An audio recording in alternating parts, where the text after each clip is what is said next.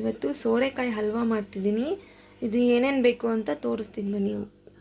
ನಾನು ಸ್ವಲ್ಪ ಜಾಸ್ತಿ ಪ್ರಮಾಣದಲ್ಲಿ ಮಾಡ್ತಿದ್ದೀನಿ. 1 kg ಸೋರೆಕಾಯಿ, 1 ಬೌಲ್ ಹಾಲು, ಮಿಲ್ಕ್ ಮೇಡ್ ಪೌಡ್ರು, ಹಾಲಿನ ಪೌಡ್ರು, 1 ಬೌಲ್ ಸಕ್ಕರೆ.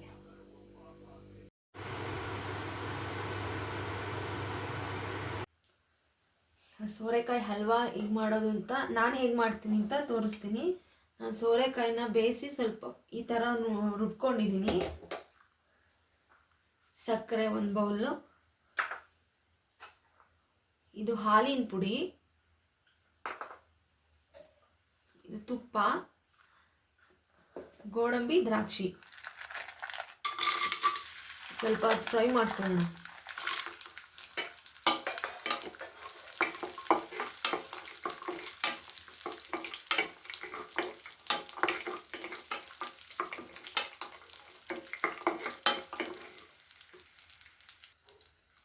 ದ್ರಾಕ್ಷಿ ಗೋಡಂಬಿನ ಈ ಥರ ಫ್ರೈ ಮಾಡ್ಕೊಂಡಿದ್ದೀನಿ. ನೆಕ್ಸ್ಟು ಇದು ಸೋರೆಕಾಯಿ ಪೇಸ್ಟ್ ಮಾಡಿರೋದನ್ನ ಫ್ರೈ ಮಾಡ್ತೀನಿ ತುಪ್ಪದಲ್ಲಿ.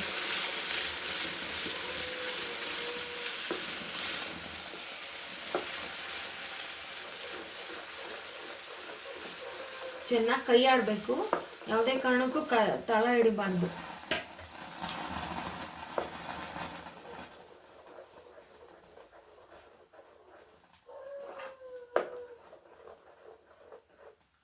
ಈ ಹಸಿ ವಾಸನೆ ಎಲ್ಲ ಹೋಗೋವರೆಗೂ ಕೈ ಆಡ್ತಾನೆ ಇರಬೇಕು. ಒಂದು 10 ನಿಮಿಷ ಆಗತ್ತೆ ಕೈ ಆಡೋಣ. ಬಂದಿದೆ ತುಪ್ಪ ಬೇಕಾದ್ರೆ ಎಷ್ಟು ಬೇಕಾದ್ರೂ ಸೇರಿಸ್ಕೋಬೋದು.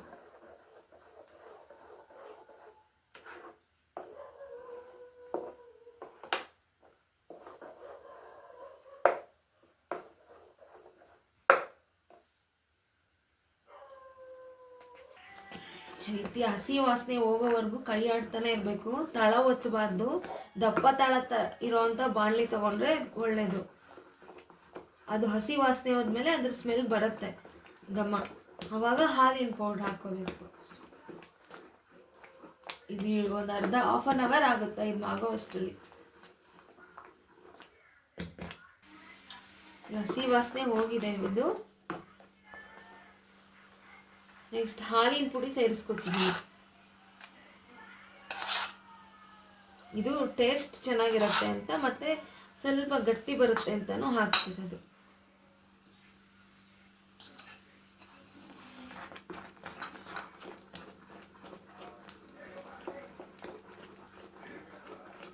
ಚೆನ್ನಾಗಿ ಕೈ ಆಡಬೇಕು. ಬಾಣಲಿ ಇಲ್ಲಾಂದರೆ ಒತ್ಬಿಡುತ್ತೆ. ಚೆನ್ನಾಗಿ ಕೈ ಆಡ್ತಿರ್ಬೇಕೀಗ. ಲಮ್ಸ್ ಎಲ್ಲ ಹೋಗೋ ಹಂಗೆ ಕೈ ಆಡ್ತಿರ್ಬೇಕು.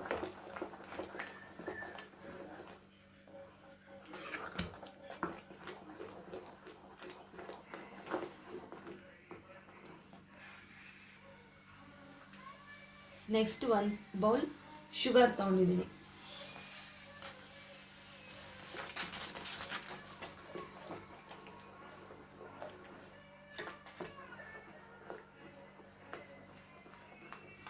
ಶುಗರ್ ಸ್ವಲ್ಪ ಜಾಸ್ತಿ ಬೇಕು ಅಂದರೆ ಇನ್ನೊಂದು ಸ್ವಲ್ಪ ಆ್ಯಡ್ ಮಾಡ್ಕೊಳ್ಳಿ. ನಾನಿಲ್ಲಿ ಯಾವುದೇ ರೀತಿ ಕಲರ್ಸ್ ಏನೂ ಮಿಕ್ಸ್ ಮಾಡ್ತಿಲ್ಲ. ನ್ಯಾಚುರಲಾಗೆ ಸೋರೆಕಾಯಿ ಯಾವ ಕಲರ್ ಬರುತ್ತೋ ಅದೇ ಕಲರೇ ಮಾಡ್ತಿದ್ದೀನಿ. ಯಾವುದೇ ಥರವಾದ ಪ್ರಿಸರ್ವೇಟಿವ್ ಆಗಲಿ ಕಲರ್ ಆಗಲಿ ಏನೂ ಹಾಕ್ತಿಲ್ಲ. ಶುಗರ್ ಹಾಕಿದ್ಮೇಲೆ ಅದು ಕರ್ಗೋವರೆಗೂ ಚೆನ್ನಾಗಿ ಕೈ ಆಡಬೇಕು.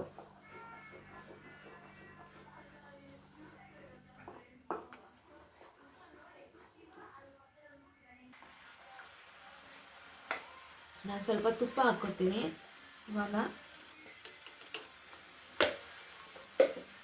ತುಪ್ಪ ಜಾಸ್ತಿ ಎಷ್ಟು ಹಾಕ್ಕೊಂಡ್ರೂ ಅಷ್ಟು ತುಂಬ ಚೆನ್ನಾಗಿರುತ್ತೆ ರುಚಿ. ನಿಮ್ಗೆ ಎಷ್ಟು ಬೇಕಾದರೂ ಹಾಕ್ಕೊಳ್ಳಿ.